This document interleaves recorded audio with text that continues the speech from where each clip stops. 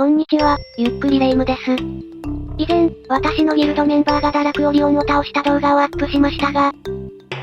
私も、悟りを加えた動画で、堕落オリオンを一撃で倒しましたので、動画にすることができました。守備のコーネリアスと、攻撃の悟りのこの相乗効果をぜひ見ていただきたいですね。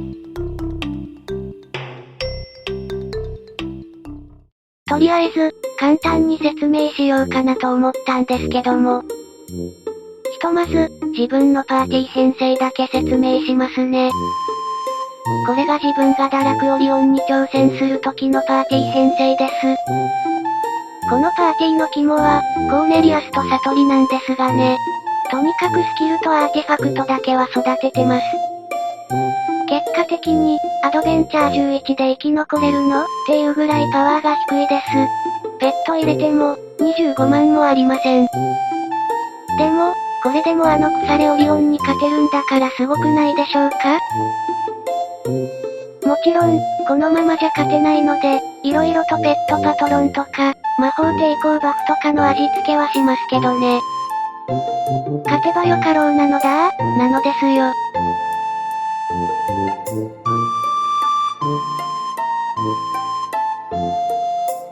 守備のコーネリアスには、オリバーをパトロンにつけて体力を一気に増加させています。攻撃役の悟りには、マーリンをパトロンにつけて、魔法攻撃力と魔法貫通を上げてます。特にマーリンを育てていなかったのですが、パトロンにできたことによって、一気に悟りの火力が上がりました。とりあえず、これから決戦シーンを見ていただくわけですが、注目シーンとしては、大体2つです。1、オリオンの一番スキルのミサイルの火ダメをコーネリアスネブラ、マーサがどう抑え込むか。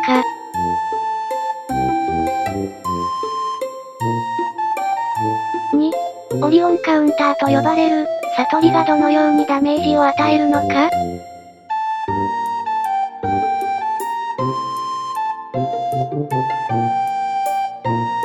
では、決戦の様子をご覧いただきましょう。早速、悟りのオリオンキラーアプリが発揮です。狐火がいっぱいオリオンにつきました。悟りの一番スキル発動の時には、この狐火の量でダメージ量が変わるとか、ボーナスゲージを得る時に狐火を9個得るみたいなので、トリマ、対オリオンの時は、常に9個の狐火だと思ってたらいいのかなと思えばいいのではないかというコナミ感。自分も解説しようかなと思ったんですが、とりあえず、高ダメージ与えてるのと、こちらの守備陣営がかなり硬いというのが、解説するのもなかなか難しいなと思っている、そんな状態だったりしていますわら。ちなみに、ボスへ到着する前に拾った、バフなんですが、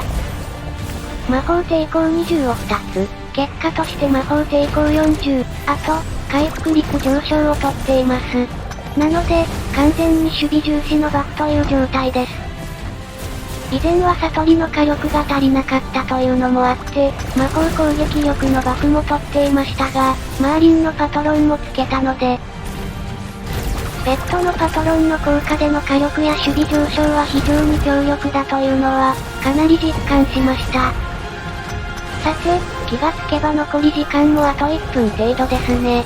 オリオンの体力もあと半分といったところです。ひとまず、オリオン側からの意見としては、なぜ攻めきれないっていう感じなのかなと思います。G 様とネブラにルーファスとアクセルがいるとそりゃ硬いでしょうね。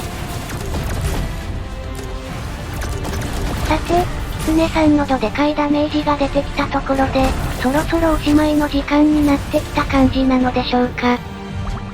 ここいらで解説は終わり、あとはゆっくり終焉を眺めてるとしましょう。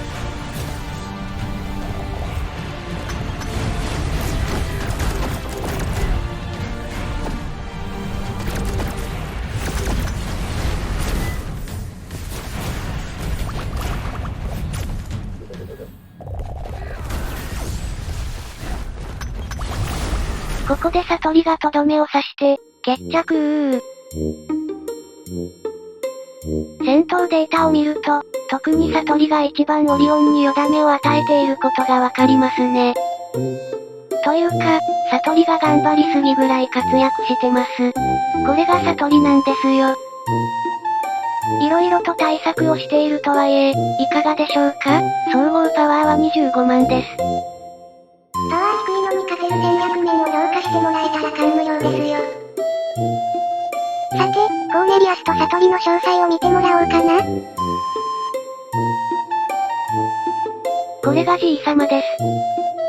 アーティファクト1は結構上げてますが、他はあんまりという感じです。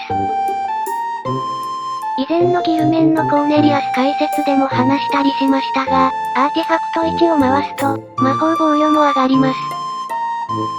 これにペットのオリバーがパトロンとして加わることで、HP がめっちゃ増えて、ミサイルに耐えられます。